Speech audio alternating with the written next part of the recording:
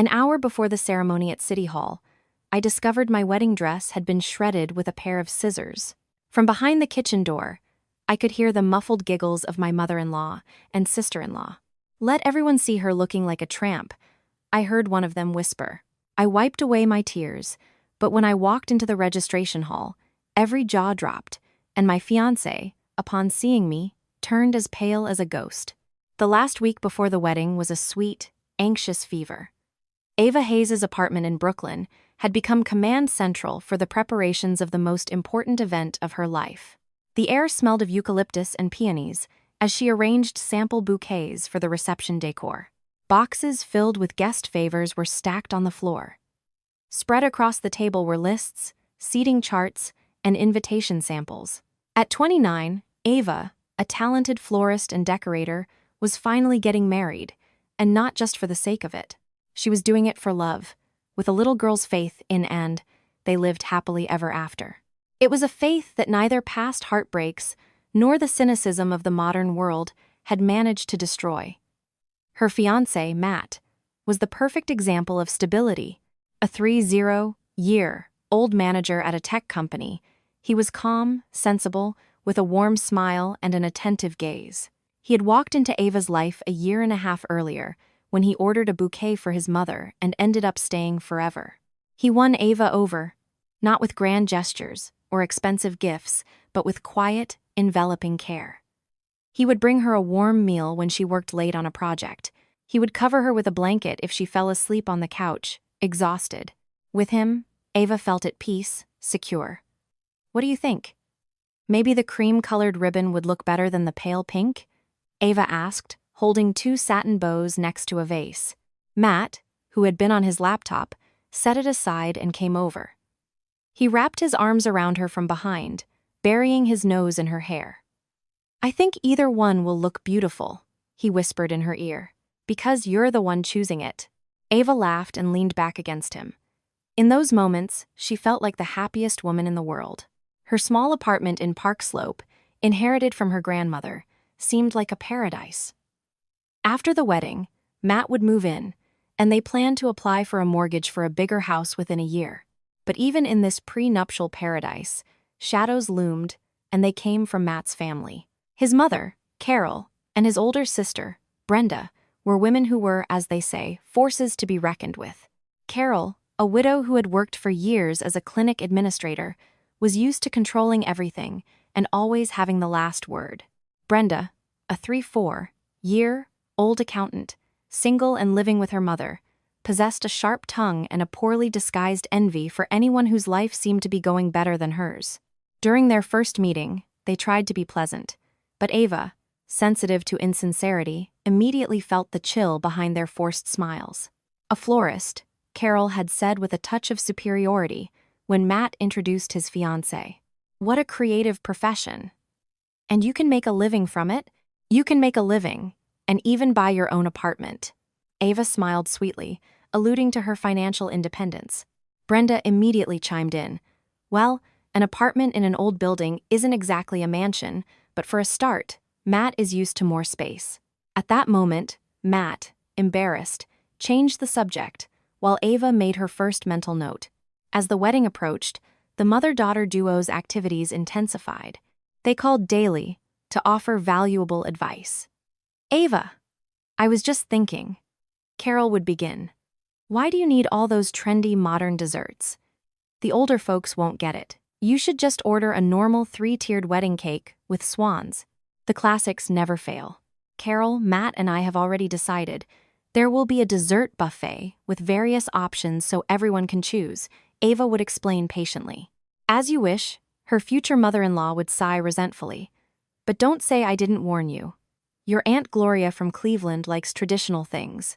Ava tried to ignore it, thinking it was just nerves and a desire to help, but the pressure mounted with each passing day. "Ava, my mom is asking if we can seat Aunt Gloria and her son near us," Matt said a few days before the wedding. "They're family. They'll be offended if we put them at the back." "Matt, we already have the seating chart done," Ava sighed. "The head table is for us and our parents, then our closest friends. Aunt Gloria is at the table with the rest of the relatives. She won't be bored." Ava, please, is it that hard? Matt frowned. Mom's going to be upset. Let's just switch your friends' spots and put Aunt Gloria there. My friends are the ones who helped more with the planning than your entire family combined. Ava couldn't hold back. Don't start, Matt huffed. It's just a formality. Let's not argue over something so trivial. That night, they had their first serious fight. Ava cried in frustration while Matt paced the room, repeating, "You just have to understand my mom. She had a very hard time on her own." In the end, Ava gave in. She changed the seating chart, moving her friends to a more distant table, but a sticky, unpleasant resentment lingered. Another source of worry was her father's health. Victor, a retired engineer, had undergone complex heart surgery 3 months prior. He was recovering, but very slowly. Ava called her mother daily, her heart clenching each time as she waited for news. "How's Dad today?" she asked 3 days before the wedding. "Little by little, honey," her mother, Helen, replied. "His blood pressure is up and down. He's weak. The doctor says it's normal after a surgery like that. You just focus on your big day." "He's so excited about your wedding," Ava knew. Her father adored Matt. He saw him as a reliable, decent man to whom he could entrust his only daughter. And Ava was afraid of disappointing him. She feared that her doubts and anxieties were just pre-wedding jitters, absurd fears that would vanish as soon as she said "I do." She tried to push away the bad thoughts, convincing herself that everything would change.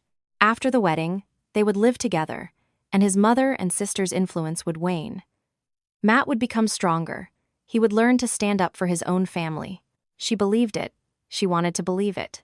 2 days before the ceremony, on Thursday, Ava picked up her wedding dress from the designer's studio. It was perfect, simple, but incredibly elegant.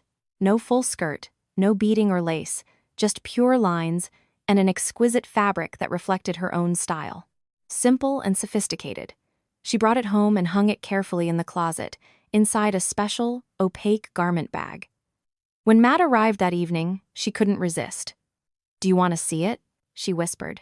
Despite the superstition that the groom shouldn't see the dress before the wedding, Matt smiled. "They say it's bad luck," he said. But seeing Ava's sparkling eyes, he added, "But there are no bad omens for us." "Go on, show me." Carefully, she took the dress out of the bag. Matt looked at it with genuine admiration. "Ava, it's spectacular," he said. "You're going to look like a queen." He hugged and kissed her. And, in that instant, all her fears and doubts vanished. Of course, everything would be fine. Matt loved her. Everything else was just small hurdles they would overcome together. The next day, Carol called. "Ava, the nerves. Are you ready?" "A little," Ava admitted. "Don't you worry. Tomorrow morning, Brenda and I will come over to help you get ready. A bride shouldn't be alone on a day like this. She needs support." Ava's heart skipped a beat. Support from Carol and Brenda sounded like a cruel joke. "Thank you, but that's not necessary. The makeup artist and hairstylist are coming." "Even better," her future mother-in-law interrupted. "That way, we can keep an eye on them so they don't make you look like a clown. You know how these modern stylists are. So, expect us around 9 a.m. We'll be there." And she hung up, giving Ava no chance to refuse. Ava stood with the phone in her hand, feeling trapped. The morning of the most important day of her life would be spent with 2 women who clearly disliked her. And for some reason, a shiver ran down her spine at the thought. Friday, the last day before the wedding, passed in a whirlwind of small but exhausting tasks. She had to pick up the cake, call the main vendors again, and confirm the flower delivery time at the restaurant. Matt, unfortunately, was swamped at work with an urgent project he couldn't postpone. Ava rushed from one end of the city to the other, juggling calls and errands. That evening, she collapsed onto the couch, exhausted. The apartment felt empty and silent. She was used to having dinner with Matt every night, talking about their day. But today, he called to say he would be late. "I have to take my mom and sister to buy ingredients for tomorrow's celebration." "But isn't everything being catered by the restaurant?" Ava asked, puzzled. "Mom says there has to be something homemade on the tables." Matt sighed on the other end of the line. "Her famous sausage rolls." "Don't argue, Ava. You know it's useless." Ava knew. So she just stayed silent, She felt excluded from her own celebration, as if the wedding wasn't for her and Matt, but for his mother, who was pulling the strings, controlling them all like puppets. She got up and went to the closet. She opened the door and looked at the white, opaque garment bag where her treasure hung. Suddenly, she felt an irresistible urge to try it on again, to make sure it was still perfect. She carefully unzipped it, and the room filled with the soft shimmer of silk. The dress was flawless. She caressed the smooth, cool fabric. In it, she would be the most beautiful for him, for Matt. That thought calmed her a little. As she was admiring the dress, her mother called. "Honey, hi, how are you?" "Not too tired." "Exhausted, Mom," Ava admitted. "I feel like I'm running a marathon." "It's always like that before a wedding," her mother laughed. "The important thing is that you sleep well tonight. You need to be fresh and rested tomorrow." "And how's Dad?" "His blood pressure went up a little this afternoon. He's lying down watching TV. I already gave him his medication. Don't you worry, I'm watching him. You just think about yourself." "I am, Mom." They talked a little longer. As always, her mother found the right words to calm and support her. After the call, Ava felt better. She put the dress back in its bag and decided to go to bed early. But she couldn't sleep. She tossed and turned, listening to the sounds of the city at night. Matt still hadn't arrived. 11:30 p.m. Where was he? Still shopping with his mother? She dialed his number. "Hello," he answered. His voice sounded guilty. "Where are you?" "I was worried." "Ava, I'm sorry. I'm at my mom's. We're making the sausage rolls. She says she can't do it alone." "It's 11:30 p.m., Ava said, incredulous. "Yeah. The dough has a special process," Matt mumbled. "I think I'm just going to sleep here. It's too late to drive all the way across town. And we'll all come over together in the morning, my sister, my mom, and me." Ava was silent. Tears of frustration began to well up in her eyes. The last night before her wedding, and he was leaving her alone to make sausage rolls with his mother and sister. It felt like a sick joke. "Fine," she said coldly. "Whatever you want." "Ava, don't be mad," he said. "It's for our celebration." "Good night, Matt." She pressed the end call button without waiting for a reply. She lay down in bed and buried her face in the pillow to muffle her sobs. She felt terribly alone. Alone and humiliated. Once again, he had chosen them, not her. The morning of the wedding greeted her with a gray sky and a fine drizzle. "Rain on your wedding day is good luck." Ava smiled bitterly at her reflection in the mirror. She had barely slept and had dark circles under her eyes that she'd have to cover with a thick layer of concealer. At exactly 9 a.m., as promised, the doorbell rang. At the door stood Carol and Brenda. Both were wearing slightly tacky dresses and were drenched in a perfume that almost made Ava suffocate. They looked her over with a mix of pity and condescension. "Oh, Ava, what's with that face?" Carol exclaimed, clasping her hands. "You must not have slept a wink. Worried, aren't you?" "Don't you worry. We'll get you all fixed up." They barged into the apartment without ceremony, leaving wet footprints on the clean floor. "Matt says he'll be a little late," Brenda said as she took off her coat. "He's talking to the driver of the wedding car to clarify the route. He's worried about traffic." "See? So responsible." Ava nodded, knowing it was a lie. Matt probably didn't have the guts to look her in the eye after what happened last night. The help from her future in-laws began immediately. "Where's the coffee?" Carol demanded. "We need to get a move on. Brenda, put some water on to boil. And you, Ava, go wash your face. The makeup artist is on her way." "Is she coming at 10? "No, there's still time. We'll get everything ready." They started moving around her small kitchen as if it were their own, opening cabinets, clattering dishes, and talking loudly about their own affairs. Ava took refuge in the bathroom to escape the hurricane, if only for a few minutes. When the makeup artist, a young woman named Lydia, arrived, Carol immediately took control. "Listen, young lady, none of that modern smoky eye nonsense, you hear?" she declared, standing behind Lydia. "A bride should look sweet, natural, a little blush, lots of freshness." Lydia looked at Ava, confused. "Ava and I already discussed the makeup," she tried to protest. And now you're talking to me, Carol cut her off. I'm the groom's mother, and I know what's best for our family. Ava closed her eyes. It was useless to argue. She silently endured as Lydia applied her makeup under the strict supervision of her future mother-in-law. The result was a pale, lifeless look, far from what she had wanted. The same story repeated with the hairstylist. Carol and Brenda unanimously rejected the elegant low chignon Ava had chosen and insisted on more voluminous curls.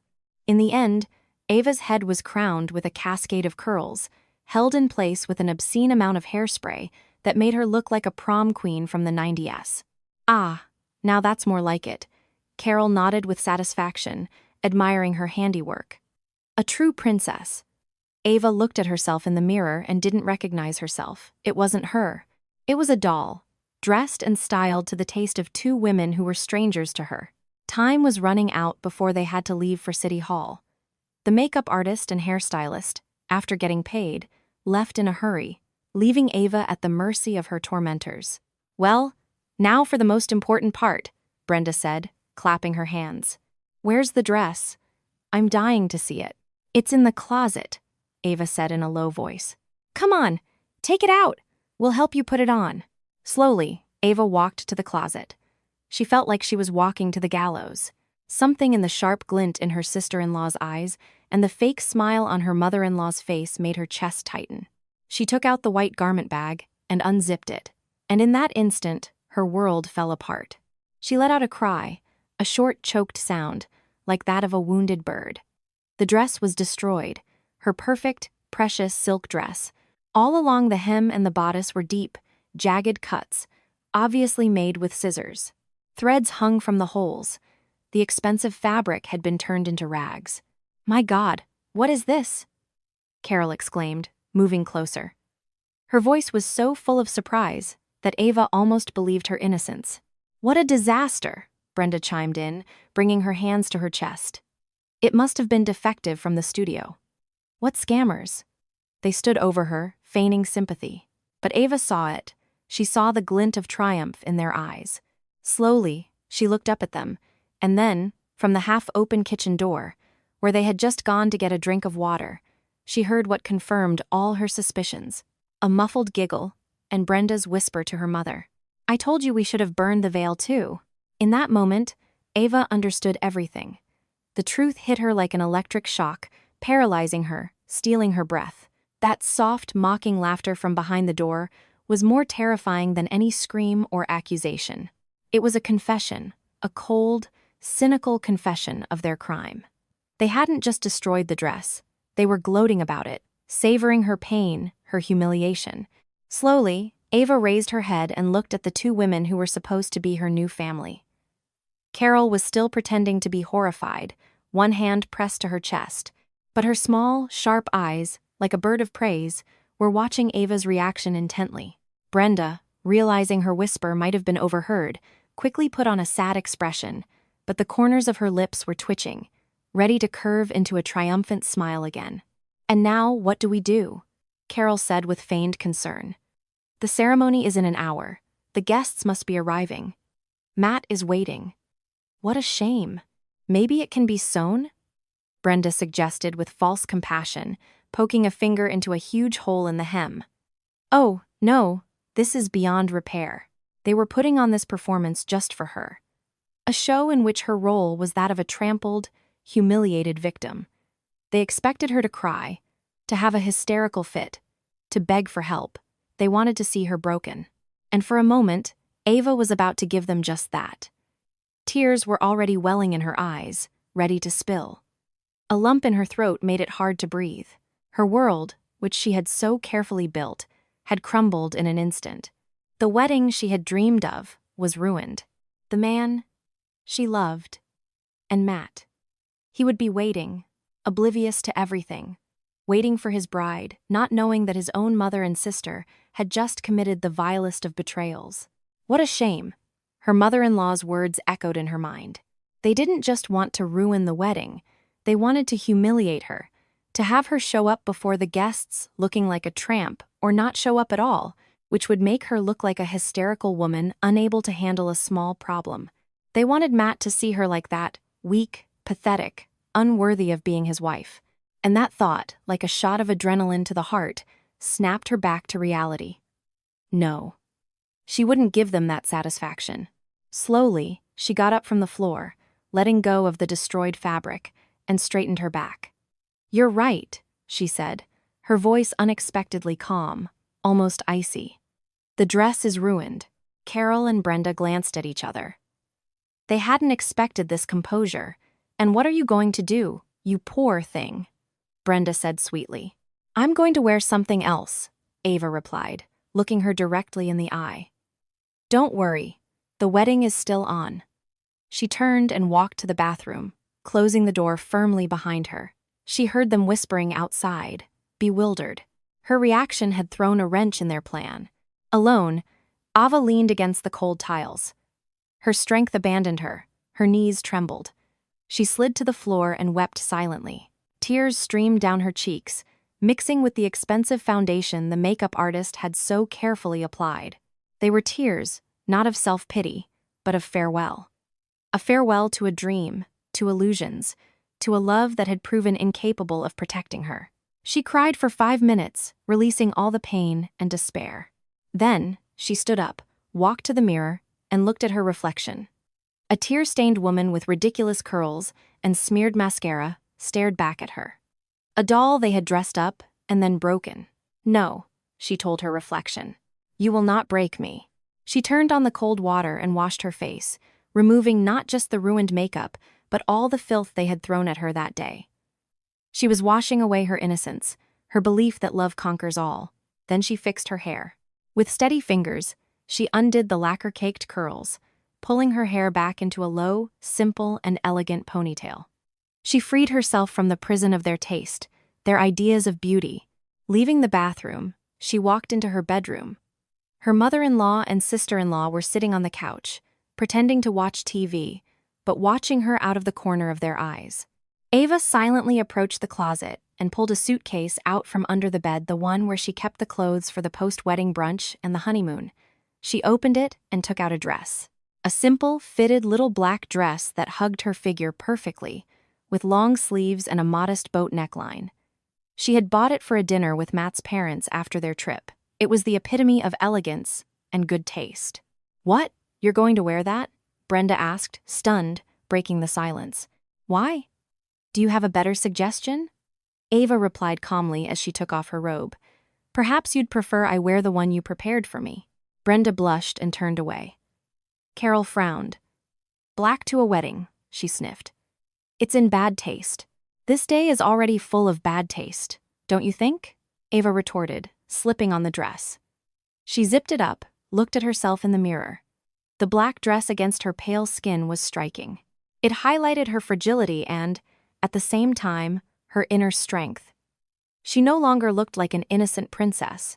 She looked like a queen going to war. She sat at her vanity and began to reapply her makeup. This time, without listening to anyone's advice. She picked up the red lipstick, the one Carol had called vulgar, and applied it confidently to her lips. Then, she drew a fine, sharp line with eyeliner along her eyes. Her gaze became bold, piercing.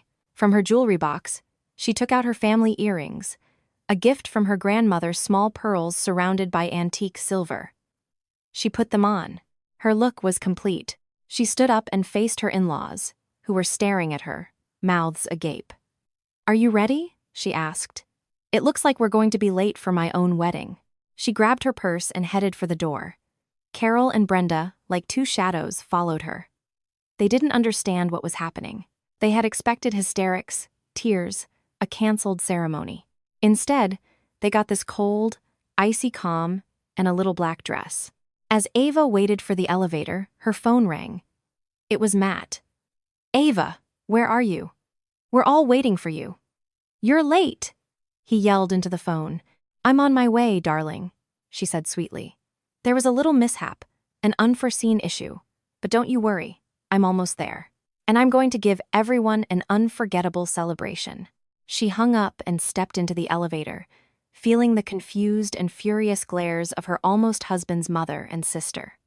The game had begun, and now she was playing by her own rules. The cab ride to City Hall with Carol and Brenda was torture. They sat in the back, trapping Ava in the middle, as if they were her jailers. The air inside the car was thick with tension. They were silent, but the silence was louder than any scream.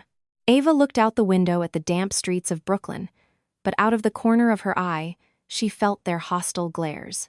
They were trying to decipher her plan, her calmness, her black dress, her confidence. None of it fit their script. What is she thinking? Carol was probably wondering. Is she foolish enough to swallow the humiliation and pretend nothing happened? Or is she planning some kind of revenge? Brenda nervously fiddled with the zipper on her purse. Her face was a mixture of anger and confusion. The triumph that had seemed so absolute just an hour ago had suddenly become uncertain. The victim was refusing to play her part. Ava, meanwhile, wasn't thinking about them. She was thinking about Matt.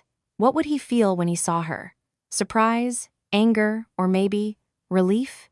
Maybe deep down, he didn't want this wedding either, forced into it by his mother's pressure. She mentally reviewed their last few months together, her constant compromises, his perpetual, let's not argue with Mom, his inability to protect her, even in the smallest things.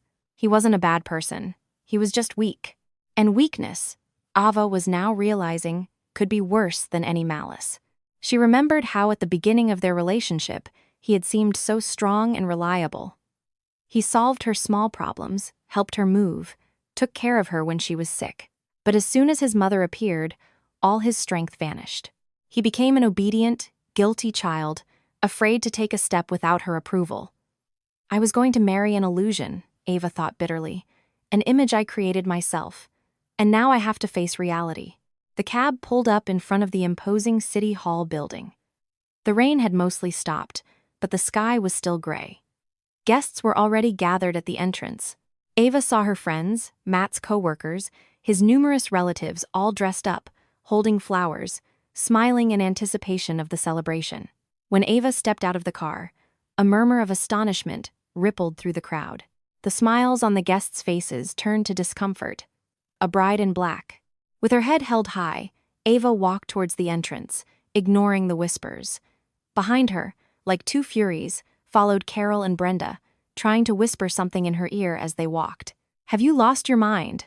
What will people say? You're going to embarrass the family. Ava didn't hear them. She only saw one thing: the doors to the registration hall. Matt met her in the lobby. He was pale, with beads of sweat on his forehead. Ava, what happened? Why are you dressed like that? Where's your dress? He grabbed her hands. His palms were cold and clammy. The dress had a problem, Ava answered calmly, pulling her hands away. It was ruined. How? Why didn't you call me? We could have figured something out, bought another one. There wasn't time. She looked him directly in the eye. I had to improvise. Just then, Carol and Brenda rushed over. Matt, don't worry, Carol said quickly. Ava had a little mishap with the dress, but that's not what's important. What's important is love. She tried to hug Ava, but Ava sidestepped her. Yes, Mom's right, Matt intervened, clinging to this life-saving idea. What does the dress matter? You still look beautiful. Let's go, they're waiting for us. He tried to take her by the arm, but she moved away again. Let's go, she agreed. But first, I want to talk to your mother and your sister. Alone, she pointed to a small, empty waiting room near the entrance. Why?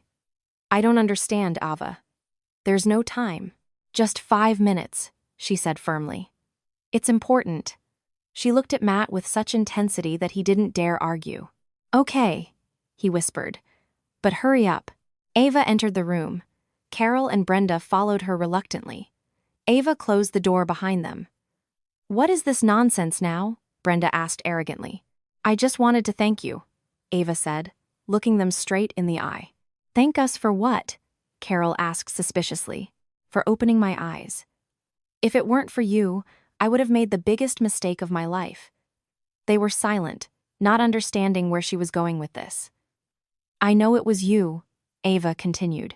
I heard your giggles. I heard how you were gloating about me, showing up looking like a tramp. Brenda's face turned red. Carol turned pale. That's a lie, Brenda shouted.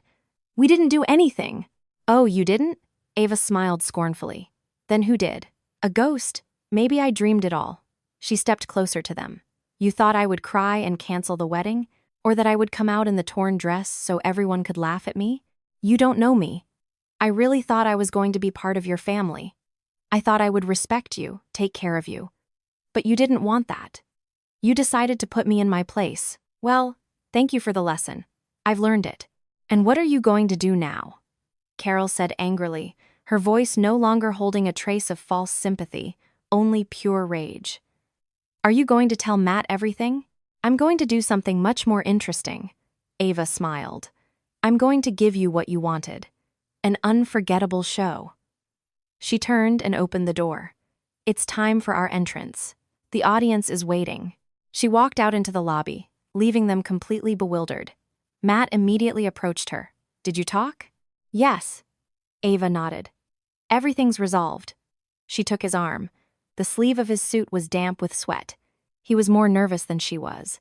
At that moment, her mother approached, looking at Ava with concern and confusion. Honey, what happened? Why are you in black? It's okay, Mom, Ava whispered, squeezing her hand tightly. Trust me. Solemn music announced the start of the ceremony. The doors to the registration hall opened. At the far end, under the light of the chandeliers, stood the city clerk with a folder in his hands, inviting the bride, groom, and guests to enter. Matt took a deep breath and led Ava forward. The guests parted, following them with looks of astonishment and pity. Ava walked with her back straight, her gaze fixed ahead. She felt like an actress stepping onto the stage for her most important role, and she knew she was going to nail it. The ceremony room at City Hall was surprisingly ornate. Gilded frames on the walls, heavy velvet curtains, and artificial flowers in large vases created a sense of ersatz luxury. But the guests seemed to like it. They sat in the red upholstered chairs and stared with curiosity at the strange couple standing in the center of the room. A groom in an elegant suit, as pale as a ghost, and a bride in a black dress, as if in mourning. Ava stood next to Matt but didn't lean on him. She could feel him trembling. He kept glancing at her, a mix of fear and pleading in his eyes, but she ignored him. Her gaze swept over the faces of the guests. There were her friends, her parents, her mother with tears in her eyes, her father with a clenched jaw. And there they were, the architects of this whole mess. Carol and Brenda had sat in the front row next to Ava's parents. Their faces showed a mixture of satisfaction and anxiety. They still didn't understand what was happening, but they felt the situation slipping from their grasp. The city clerk, a middle-aged man with a weary face, opened his folder. Dearly beloved, esteemed guests, he began in a monotonous, memorized voice. Today, on this solemn and emotional day, Ava wasn't listening. She was thinking about how just yesterday morning, she had been happy. She had woken up thinking that the next day she would be the wife of the man she loved. She thought about how she would say I do, how they would exchange rings, how he would lead her in their first dance, and all of that had been destroyed, trampled by two envious, malicious women, and by Matt. He stood beside her, so close, and yet so far away. Was he a victim too? A victim of his mother's tyranny, of his own weakness? Yes, he was weak. But was that an excuse? He had allowed them to humiliate her, left her alone at the most difficult moment, failed to protect her, which meant he had betrayed her. I will now ask you if your desire to enter into matrimony is sincere, mutual, and freely given, she heard, as if from underwater. The clerk looked at Matt. Groom, your answer? Matt started, looking at Ava as if for support. Yes, he said in a thin voice. Bride, your answer? All eyes turned to Ava. A dead silence fell over the room. Even the clerk seemed nervous, sensing that something out of the ordinary was about to happen. Ava took a deep breath. Excuse me, she said, looking at the clerk. Could I say a few words? The man cleared his throat, flustered. Well, this isn't part of the standard protocol. It won't take more than a minute, Ava insisted. And it's very important. She didn't wait for permission. Seeing a microphone on the clerk's table, she picked it up and turned to the guests. Dear friends, family, she began, and her voice, amplified by the speakers, sounded unexpectedly firm and confident. Thank you all for coming today to share this day with me. You were expecting to see a wedding, but there will be no wedding today." A gasp of astonishment swept through the room. Matt grabbed her elbow. "Ava, what are you doing?" he hissed. She shook his hand off. "I didn't come to a wedding today. I came to a funeral." She paused, letting the weight of her words sink in. "Today, I am burying my love, my trust in this man."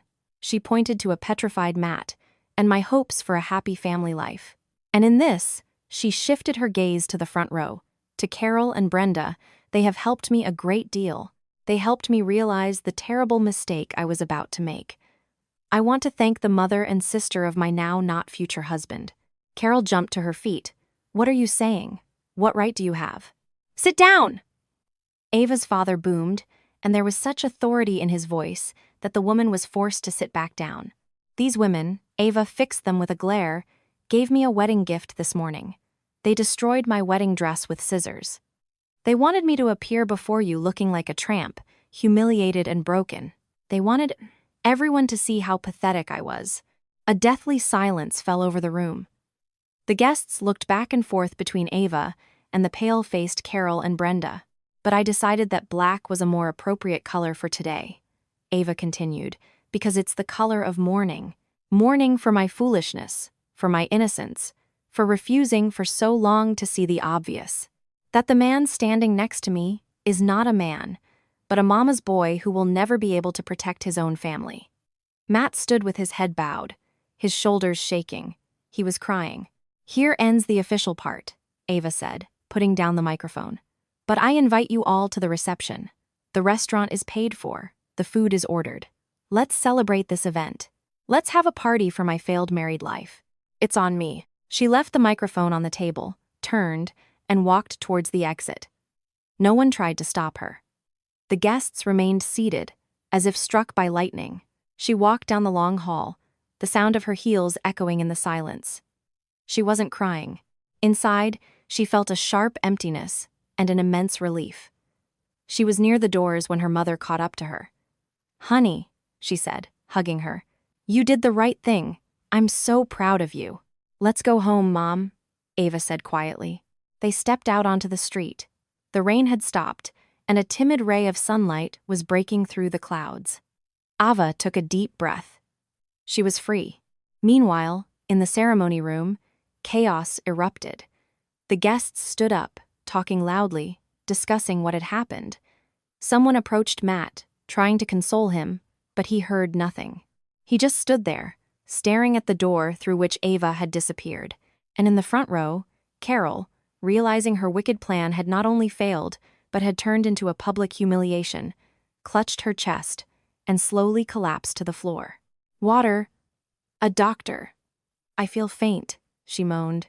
Brenda, instead of helping her mother, stood up with her face contorted in rage and ran out, perhaps hoping to catch up with Ava and give her a piece of her mind. But Ava was already gone. She had left for her new life. And Matt, his mother, and his sister were left there amidst the ruins of a failed celebration to face the consequences of their own malice and stupidity. The drive home felt eternal to Ava. Sitting in the back of her parents' car, her head resting against the cold window, she watched the streets of Brooklyn pass by. Her mother, Helen, sat beside her, silently stroking her hand. Her father drove, his serious face reflected in the rearview mirror, saying more than any words could. There was anger, pain, for his daughter, and pride in what she had done. No one asked questions. They understood everything. They were there, and that was what mattered most. When they arrived at their old apartment in a quiet neighborhood, Ava felt the tension that had gripped her for hours begin to dissipate. Here, at her parents' home, she was safe. "Come on in," her father said, opening the door. "I'll put the kettle on for some tea." The apartment greeted them with silence and the familiar smell of her mother's cooking. Ava took off the shoes that had given her blisters and went into her old bedroom. Nothing had changed since she had moved out. The same bed, the same desk, the same posters on the wall, her bachelorette sanctuary. She walked over to the mirror and looked at herself. The bright red lipstick, the bold eyeliner, the stark black dress, it was a mask, the mask of a strong, confident woman she had put on that morning to survive. And underneath was still the same Ava, confused and hurt, who had just lost the man she thought she loved. Slowly, she took off the dress, tossed it onto a chair, put on an old, comfortable t-shirt and shorts, and washed off her war paint. And only then, when she was alone with her real face, did she allow herself to cry. The tears came like a river, carrying away the last remnants of her strength. She cried for her shattered dream, for the betrayal, for the pain they had caused her. She cried for the love she herself had buried that day. Her mother came in quietly, without knocking, sat on the edge of the bed, and simply held her. "Cry, honey, you need to," she said. And Ava cried, her face buried in her mother's shoulder, just like when she was a little girl. She told her everything between sobs. The constant criticism, the humiliations, the last night Matt left her alone, the shredded dress, their evil laughter. Helen listened silently, holding her daughter tighter. When Ava calmed down a little, her mother brought her a hot cup of chamomile tea. "You did the right thing," she said in a low but firm voice. "You don't know how worried I was for you when I saw you in that dress. I thought you were going to go through with it, swallow everything. But you showed them you have character. I'm proud of you." "I loved him, Mom," Ava whispered. "I know, honey. But sometimes love is blind. It's a good thing you opened your eyes now and not 10 years from now with 2 kids. Believe me, that hurts a lot more." Later, as the 3 of them sat in the kitchen, her father, who had been quiet until then, spoke. "That Matt character called." Ava tensed up. "When?" "About 5 minutes ago," I answered. "And what did he want?" "To yell. To say you humiliated him, that his mother is in the hospital with an anxiety attack." I didn't let him finish. I told him to forget this number and yours too. "Is she really in the hospital?" Ava asked quietly. Her father shrugged. "That's their problem. You didn't put her there. She did it to herself with her own malice and betrayal." Ava knew her father was right, but in a corner of her heart, a small feeling of guilt crept in. What if Carol really was sick? As if reading her thoughts, her father added, "Don't even think about blaming yourself for anything. You are the victim here. They are the aggressors. And the fact that you're not pressing charges for property damage and emotional distress is a great act of kindness on your part." That night, her best friend Lucy, who had been at the ceremony, called. "Ava, where are you? Are you okay?" "We're all in shock," she said quickly. "I'm at my parents', Lucy. I'm fine." "What a scene you made." It was legendary. I've never seen anything like it. Everyone at the restaurant is talking about it. "What? What's going on there?" Ava asked hesitantly. "Well, it's a great atmosphere here," Lucy laughed. "Your ex-in-laws tried to cancel the reception, but the manager said everything was paid for and non-refundable. So, everyone is here eating and drinking to your health and praising your courage. Your Aunt Gloria from Cleveland says you're a woman with guts and that she always knew those people were no good." Ava couldn't help but smile. "And Matt? He was here." Sat for about 20 minutes with a stone face. Then his sister, the witch, came, whispered something to him, and they left. I guess to see their mom at the hospital. They say she's putting on a real drama. I'm sure she is. Listen, Ava. What you did was incredible. So brave. Not everyone could do that. I didn't have a choice, Ava sighed. They talked a little longer. Lucy told her how the guests, initially surprised, had slowly taken her side, recalling various incidents that confirmed Carol and Brenda's nasty characters.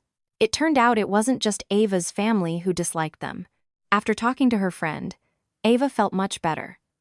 She realized she wasn't alone in her opinion, that what she had done wasn't a fit of rage from a jilted bride, but a just reaction to a despicable act. That night, she had a strange dream. She saw herself walking down a long, dark hallway. At the end of the hallway was a light. She walked towards the light, and with each step, it became easier to breathe. She emerged from the hallway and found herself in a sun-drenched meadow filled with flowers. Birds were singing, the sun was shining, and she felt an incredible sense of freedom and peace. When she woke up the next morning, she understood that the dream was a metaphor for her new life. She had left the dark hallway of her illusions and fears. Ahead of her was the light. The first few days after the failed wedding passed in a strange haze. Ava stayed with her parents, surrounded by their quiet, unobtrusive care. Her mother tried to keep her busy with small household chores. Her father brought her interesting books and movies. They didn't ask questions. They didn't pry. They were just there. And that silent support was more healing for Ava than any words. She took 2 weeks off from work, returning to her flower shop, where everything reminded her of the wedding preparations, was something she couldn't face yet. She needed time to recover, to process that her life would now take a completely different turn. She barely looked at her phone. She knew Matt would try to call, knew his relatives would call to spew more venom at her. She didn't want to hear it. She blocked Matt's number, his mother's, and his sister's. But they found another way. They started messaging her on social media.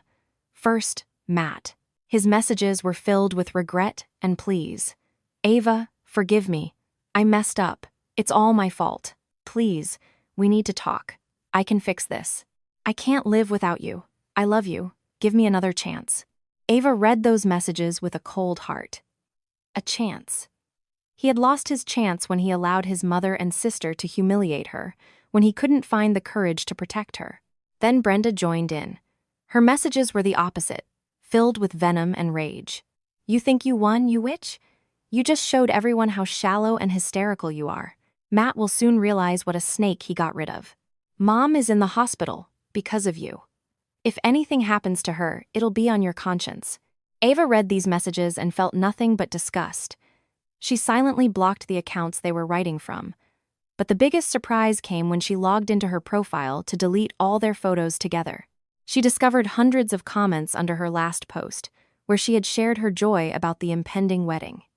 It turned out a guest had videotaped her speech at City Hall and posted it online. The video had gone viral in a few days. It had thousands of views, and the comments were overwhelmingly supportive. Good for her. A true queen. The groom is a coward. That's called self-respect, bravo. But there were others too. So dramatic. They could have ended it privately without a circus. She's also to blame. She saw who she was marrying. Poor guy. You can't choose your mother. Ava sat and read the diverse opinions, feeling nauseous. Her personal tragedy had become a public spectacle. People who didn't know her at all were talking about her, judging her, pitying her. She quickly deleted her account. She didn't need the support or the judgment of strangers. She knew she had done the right thing. But this incident made her think about what to do next. Stay in New York, where she might be recognized on the street, or leave. She remembered an old dream. Before she met Matt, she had wanted to move to Portland, Oregon. She loved that city, its vibe, its architecture. She had even looked into floral design courses there, wanting to perfect her technique. But then Matt came along, and the dream was put on the back burner. What if now was the time? The idea, at first faint, began to grow stronger. To leave, to start over in a new city where no one knew her, where nothing reminded her of this story. She had some savings, plus the money left over from the failed wedding. The reception and staff had been fully paid and were non-refundable, but for the photographer, videographer, and decorations, she had only paid a deposit, which left a considerable sum. Enough for the first few months in Portland. She shared the idea with her parents. Her mother, of course, was sad. "Honey, so far away, we'll miss you." "Mom, I'll come visit, and you'll come see me. Besides, I can grow there. There are more opportunities for my profession." Her father, to her surprise, supported her. "Sounds good," he said. "You need to move forward. Moping around here in the past won't get you anywhere. Go. We'll help you in any way we can." The decision was made. Ava felt a new surge of energy. She had a goal that pushed away all sad thoughts. She sprang into action. She searched online for renowned floral design schools in Portland and sent out applications. On real estate websites, she started looking for an apartment. At the same time, she had to deal with her apartment and her flower shop in Brooklyn. She decided not to close the shop for now, but to leave it in the hands of her assistant, a talented young man she trusted. And she had to get Matt's things out of her apartment. She called him. He answered instantly, as if he had been waiting for her call. "Ava? Matt, hi. I'm calling about something practical. You need to come get your things from my apartment. Ava, maybe we could meet. There was hope in his voice. No, I'm giving you 3 days. If you haven't collected your things by then, I'll leave them in the hallway. Understood? Yes, he said in a low voice. I'll come tomorrow. I'll leave the keys with our neighbor, Mrs. Carmichael. You get your things and give the keys back to her. I don't want to see you. Okay, he said, even quieter. The next day, she went to her apartment. She walked through the rooms and collected the few things of his that remained. A toothbrush, a couple of t-shirts, books. She put everything in a box without emotion, as if she were simply cleaning up after an unwanted guest. When she was done, she took the keys to her neighbor, a kind elderly woman who had known Ava since she was a child. All done, dear? She asked sympathetically. Yes, Mrs. Carmichael. Ava nodded. What a shame. He seemed like a nice boy. He only seemed that way, Ava muttered. She went back to her parents' house. That evening, Mrs. Carmichael called.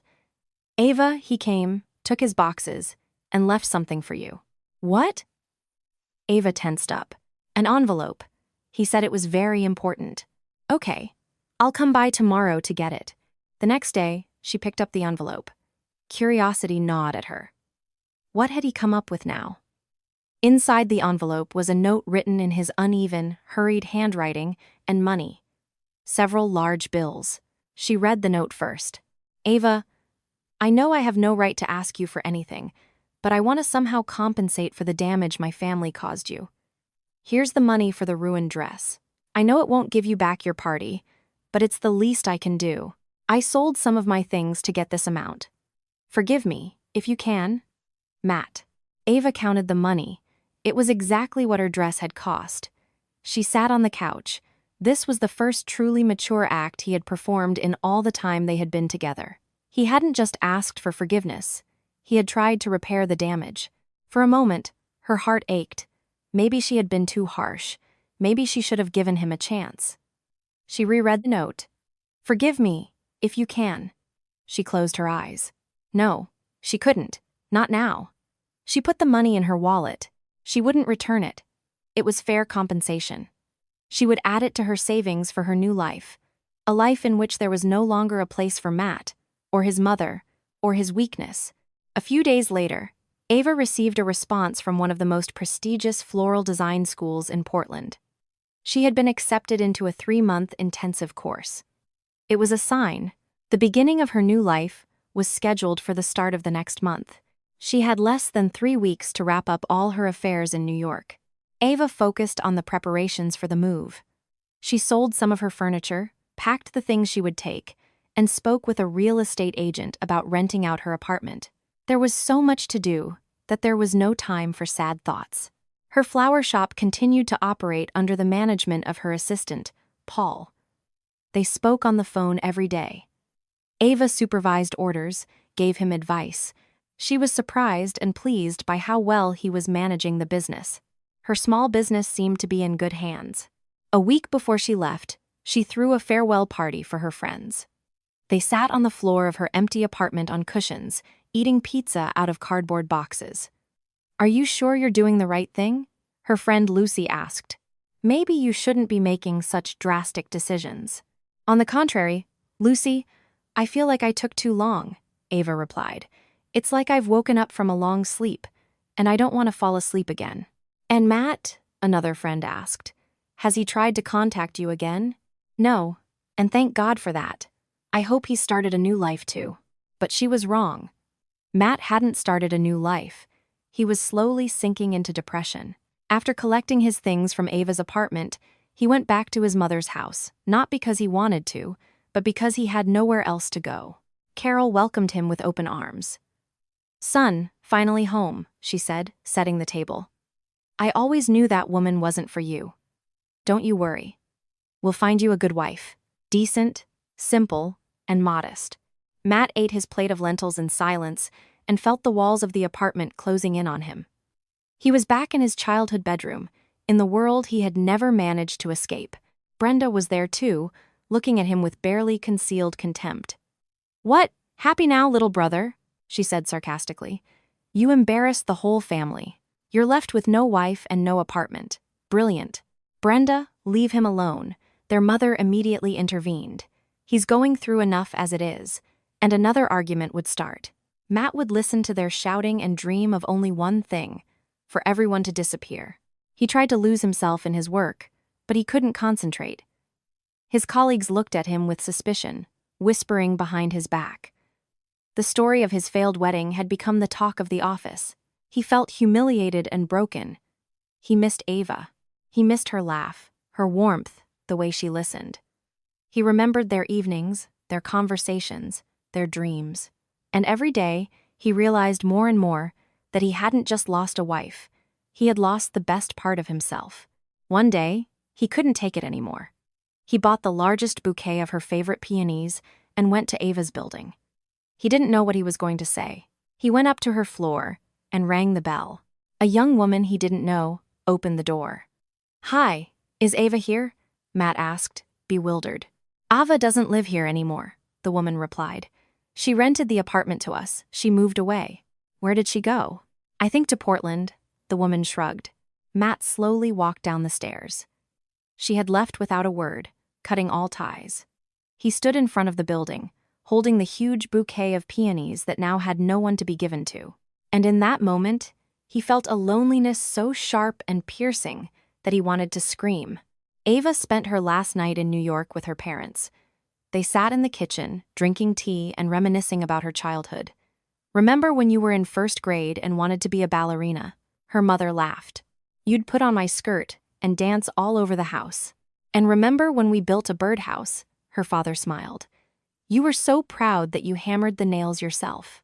They were warm, happy memories. And Ava was grateful to them, for the happy childhood she had, for a home she could always return to. "Don't worry about me," she said when it was time to say goodbye. "I'll be fine." "We know, honey," her mother said, wiping away a tear. "You're strong." At the noisy, chaotic airport, Ava stood at the boarding gate with her parents. Her flight was in 10 minutes. She hugged them again. "I'll call every day," she promised. "Take good care of yourself," her mother said. Her father hugged her silently. Ava started walking towards the plane. She looked out the window at her parents' figures, shrinking until they were 2 small dots. Then, she leaned back in her seat and closed her eyes. Goodbye, New York. Goodbye, past. Ahead of her was a new city, a new life, and a future yet to be written. And she was ready. The hum of the plane lulled her, carrying her away from her previous life. Sitting by the window, gazing at the expanse of clouds, she couldn't sleep. Her thoughts, like restless birds, fluttered in her head. She thought about what awaited her.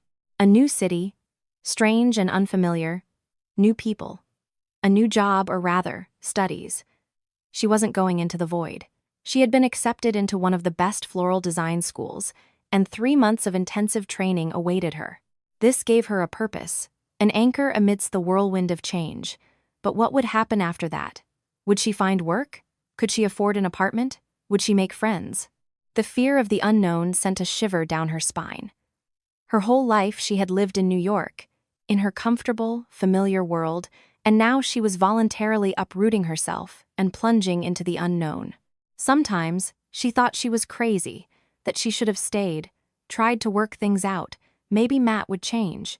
Maybe they could build their own family away from his mother. But she immediately pushed those thoughts away. She remembered his empty eyes when they talked about the torn dress, his humiliated pleas at City Hall, his betrayal. No, there was no going back. She had made her decision, and now she had to see it through. She took out her phone and opened the gallery. She had already deleted the photos of them together, but there were other photos of her work: luxurious bridal bouquets, elegant compositions for restaurants, delicate floral arches. She looked at them, and pride stirred in her soul. She had made that. It was her talent, her work, her passion, and that was something no one could take away from her. She knew she wouldn't be lost.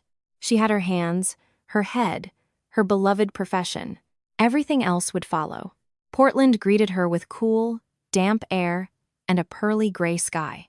Ava stepped out of the airport, inhaling the city's special, unfamiliar scent, a mix of river breeze, old stones, and something indefinable but beautiful. To start, she rented a small studio in a quiet area, small but cozy, with a tall window overlooking a silent courtyard. After arranging her few belongings, she immediately went for a walk. She strolled along the waterfront, admired the historic buildings, marveled at the grandeur of the bridges. She would pop into small coffee shops, drink a hot latte, and watch people go by. And with each passing hour, she felt the city embracing her, its austere, melancholic beauty healing her wounded soul. Her studies at the Floral Design School completely absorbed her. It was a whole new level. Renowned masters shared their secrets. They studied not only technique, but also art history, color theory, psychology of perception. Ava soaked it all up like a sponge. She stayed after class, experimented, created compositions that were surprisingly bold and original. Her talent was noticed. Her teachers praised her, holding her up as an example to other students. She barely thought about Matt.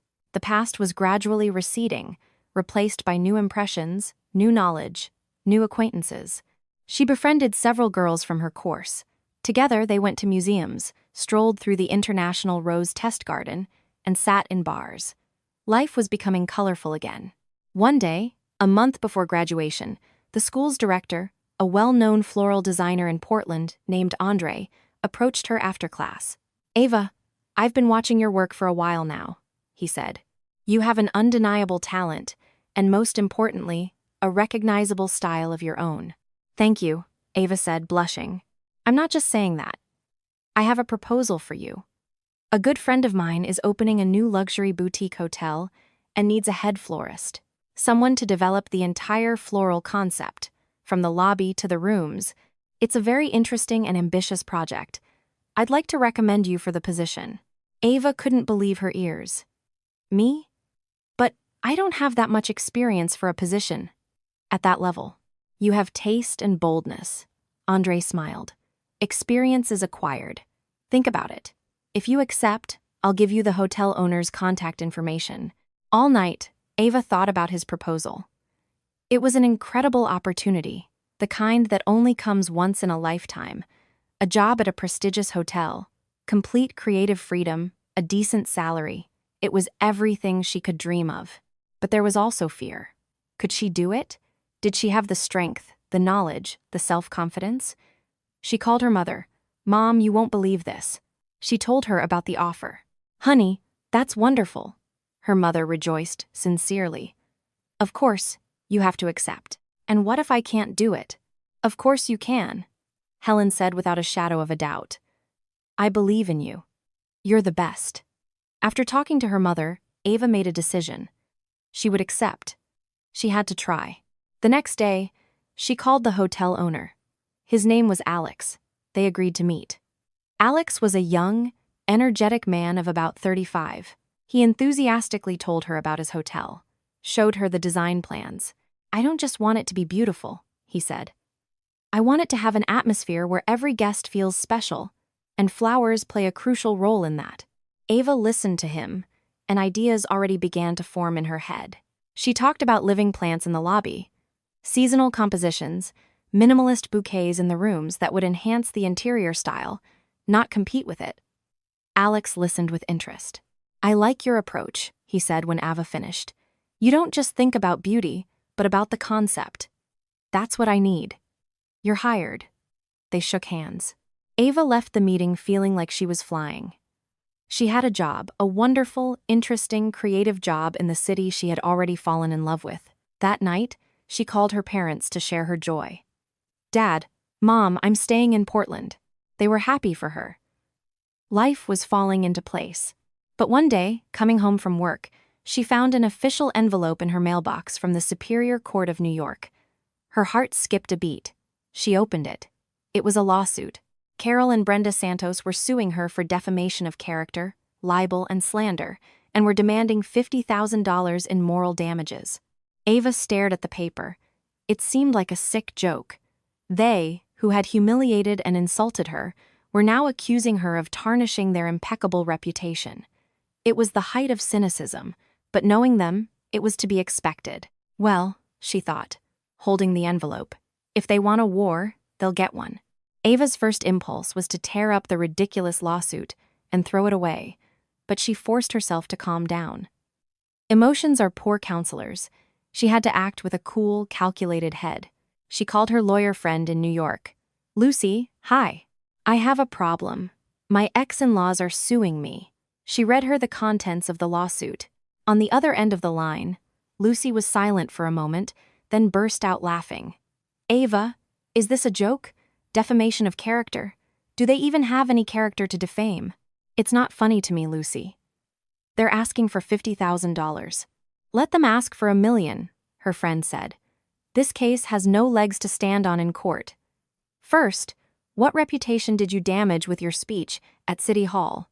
That's a value judgment, an expression of your opinion, which you have every right to. Second, they would have to prove that, after your speech, their lives drastically worsened, they were fired from their jobs, all their friends turned their backs on them. I doubt it.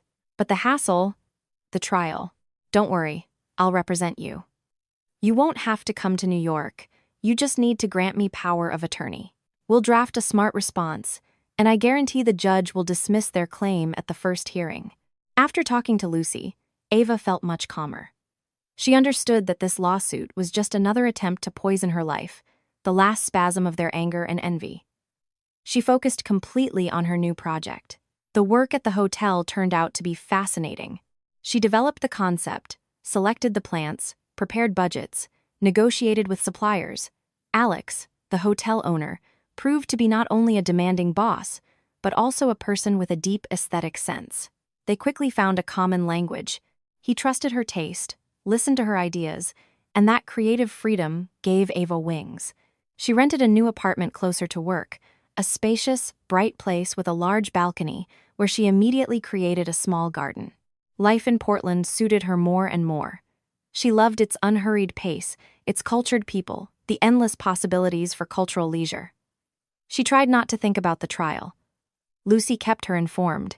As expected, the Santos' lawsuit was full of legal errors and unfounded accusations. They wrote about the deep moral suffering Ava's speech had caused them, the deterioration of Carol's health, Brenda's sleepless nights. I read this and I die laughing, Lucy joked on the phone. They're so sensitive. The hearing was scheduled for a month later.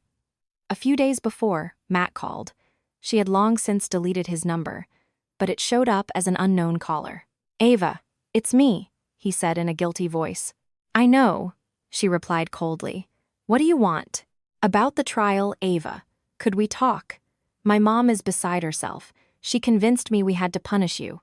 I was against it, I swear. But you know her." "I do," Ava agreed. "And what are you proposing?" "Drop the lawsuit," he pleaded. "It's nonsense. It will only make us look even more ridiculous." "Us?" Ava smiled scornfully. "Matt, you're the ones who sued me, not the other way around. And whether you drop it or not is your decision.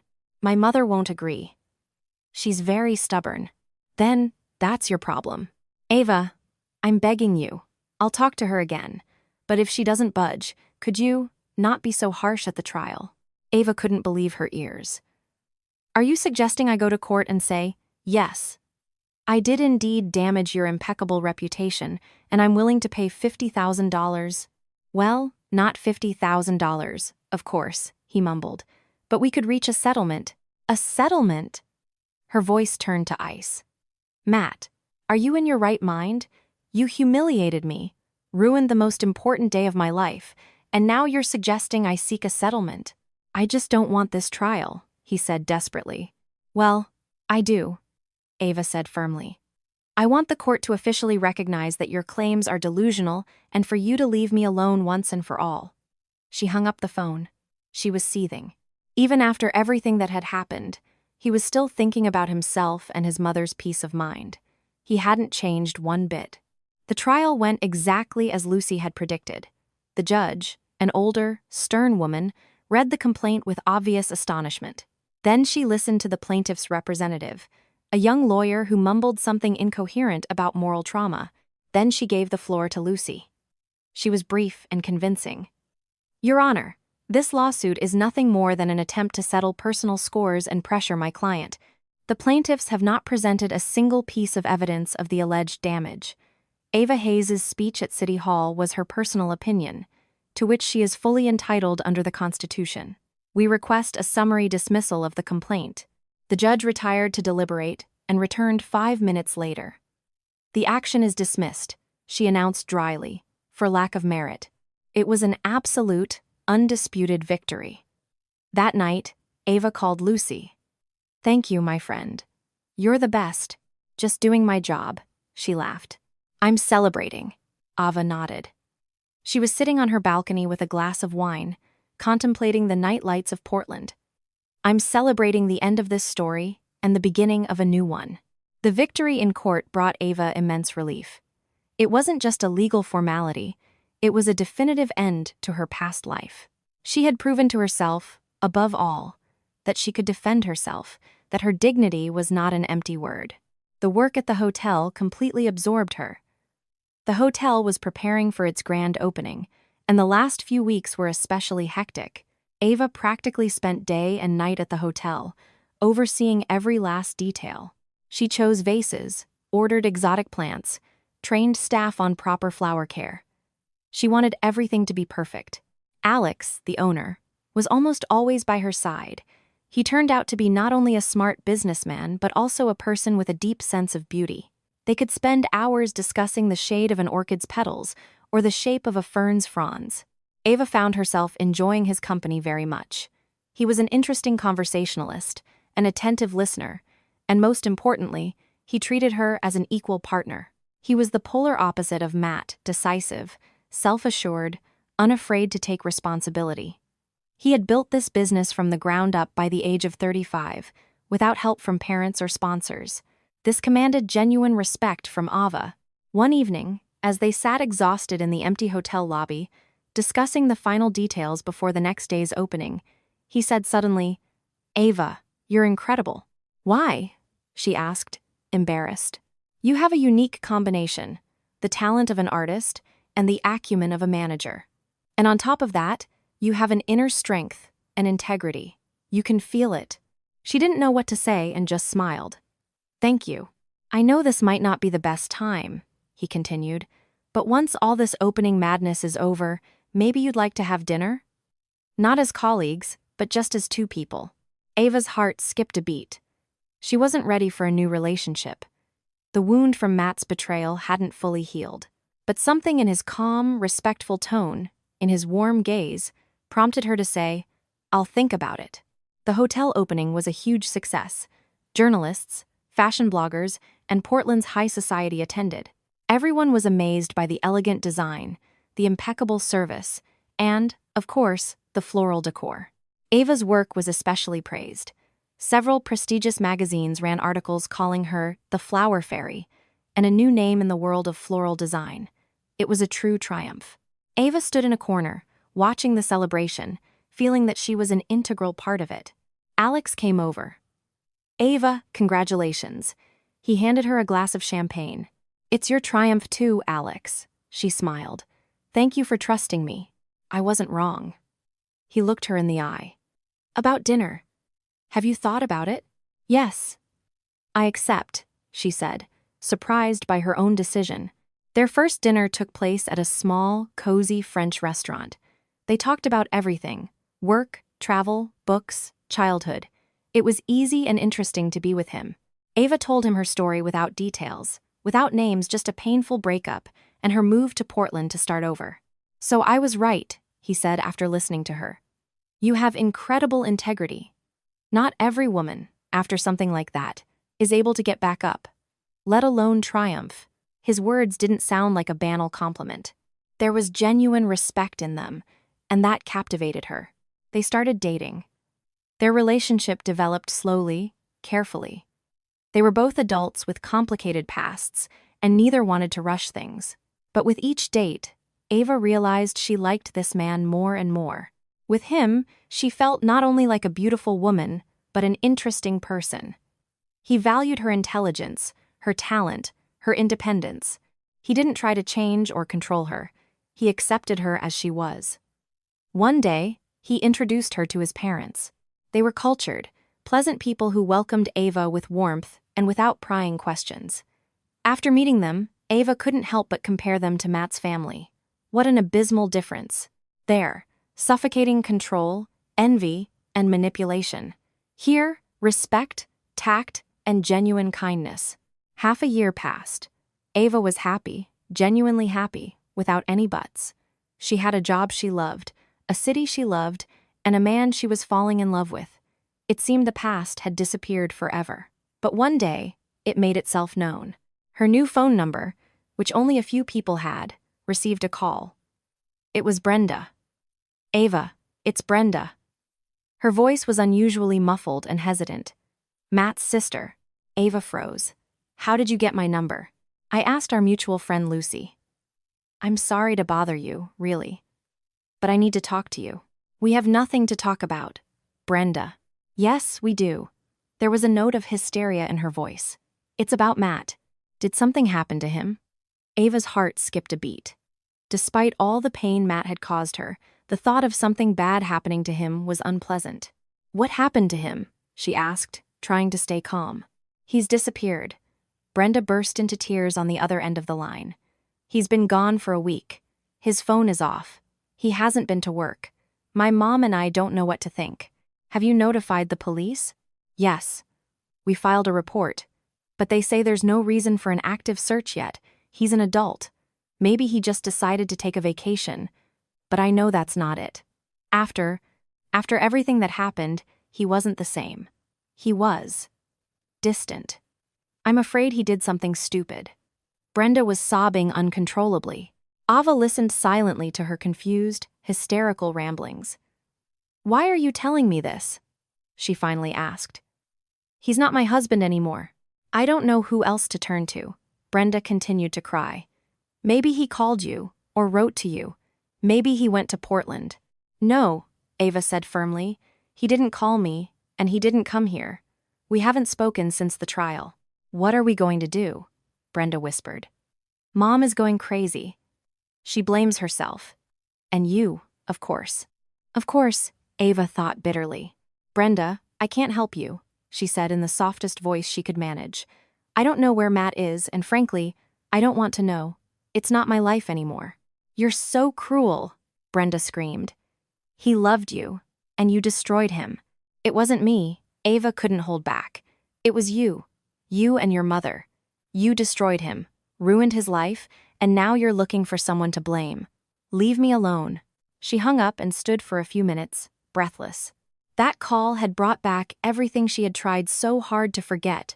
The anger, the resentment, the pain. It all came rushing back with new force. That night, she told Alex everything. "And what are you going to do?" he asked, looking at her intently. "Nothing," Ava shrugged. "What can I do?" "You could go there." "For what?" She was surprised. "I don't know. Maybe to close that door for good." "You left there, Ava, but it seems like a part of you is still there. You won't be able to truly start a new life until you settle accounts with your past." She looked at Alex and marveled at his wisdom. He was right. She had tried to run from the past, but it was chasing her. And until she put a final period on that story, she wouldn't be able to move forward. "I'll buy the ticket," he said. "Go, solve this, and I'll be waiting for you here." 2 days later, Ava was back in New York. The city greeted her with cloudy, rainy weather. She took a cab not to her parents' house, but to the address where the Santos family lived. Carol opened the door. Seeing Ava, she froze. She had changed a lot in those months. She had aged, lost weight. There was no trace of her former arrogance. "What are you doing here?" she asked in a low voice. "I heard Matt disappeared. Did you come to gloat?" There was venom in her voice. "I came to help. If I can," Ava replied calmly. She stepped into the apartment. It was a mess. Unwashed dishes, things scattered everywhere. It was clear its inhabitants had no time for cleaning. Brenda was sitting on the couch, her head in her hands. Her face was swollen from crying. "Did they find him?" she whispered. "Where is he?" Ava asked. "In the hospital. They called yesterday.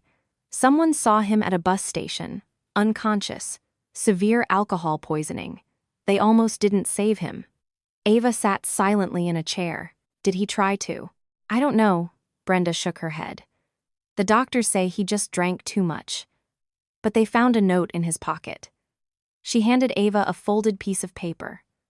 Ava unfolded it. I'm sorry, was written in Matt's shaky, crooked handwriting. He was drinking. He drank every day.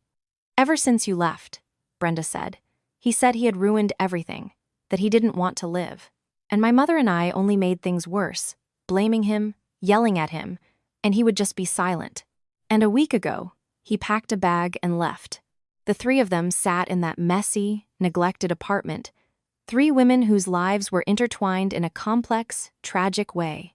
And suddenly, Ava realized she no longer felt anger or hatred towards them, but pity. They were victims of this story too, just like her victims of their own stupidity, envy, and selfishness. Can I go see him? Ava asked. They've moved him to a regular room, Brenda nodded. I suppose they'll let you. Ava went to the hospital. Matt was lying in bed, pale, thin, with an IV in his hand. He was sleeping. Ava sat in the chair next to his bed and looked at him for a long time. The face of the man she had once loved, the face that had become a symbol of betrayal and pain for her. He stirred and opened his eyes. Seeing Ava, he tried to smile. You came after all, he said in a hoarse voice. I came. She nodded. I'm sorry, he said again, for everything. For being a coward, for not protecting you, for ruining your life. You didn't ruin my life, Matt, she said quietly. You just taught me a lesson. A cruel but important one. What lesson? To respect myself. Thanks to you, I realized that no one has the right to trample on me, not even the person I love. They were silent for a long time. Are you happy? He finally asked. Yes, she answered honestly. I have a job I love, a man I love. He nodded. I'm happy for you. Really. And you? How are you? Me? He smiled bitterly. I'm at rock bottom. But maybe that's a good thing. The only way to go from here is up. She stayed with him for almost an hour. They talked calmly, without recriminations or accusations, like two old acquaintances meeting after a long time. When she was about to leave, he said, Thank you for coming. It was important to me. Live, Matt, she said as a farewell. Just live. Leaving the hospital, she felt that the door to the past had closed for good. She was no longer tied to these people by resentment or guilt. She was free. She bought a ticket for the next flight to Portland. It was time to go home, to her real life, to the man who was waiting for her. The return to Portland was like coming home after a long, tiring journey. When Ava stepped out of the airport and saw Alex waiting for her with a bouquet of her favorite white freesias, she knew her place was now here, with this calm, reliable, and caring man. Welcome back, he said, hugging her. I'm home, she replied, inhaling the familiar scent of his cologne. On the way, they didn't talk about her trip. He didn't ask questions. He sensed she needed time to process everything. Only when they were sitting in their cozy kitchen, as night fell outside, did he ask, So, did you close that door? I did, Ava nodded. Forever. And she told him everything. The hospital, the pathetic, broken Matt, the empty and confused Carol and Brenda.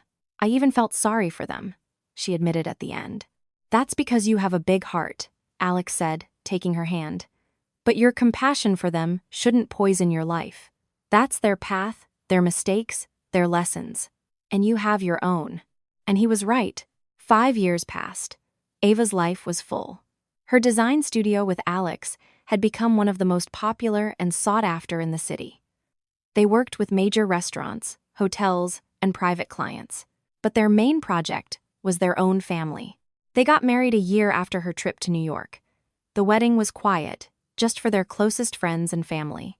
They married at City Hall and then went to Italy for 2 weeks. No big celebrations, no white dresses, and certainly no relatives capable of ruining the day. And 2 years later, they had twins, a boy and a girl. Arthur and Anna. Ava looked at her children, her husband, her beautiful, cozy home, and couldn't believe her happiness. Sometimes, she thought her whole previous life with Matt had been just a bad dream, a nightmare that ended at dawn. She knew almost nothing about Matt. After their meeting at the hospital, they never spoke again. She heard through mutual friends that he had managed to get back on his feet. He had undergone treatment for alcoholism and found a simple job. His relationship with his mother and sister never improved. They lived in the same apartment, but barely spoke, each in their own corner, in their own world of resentment and disappointment. Ava felt neither satisfaction nor pity for them. They had simply ceased to exist for her. One summer day, while walking with her children in a park, she saw a familiar figure. A man was sitting hunched over on a bench. It was Matt. He had aged a lot. His hair was thinning. His face wore an expression of infinite weariness. He didn't see her.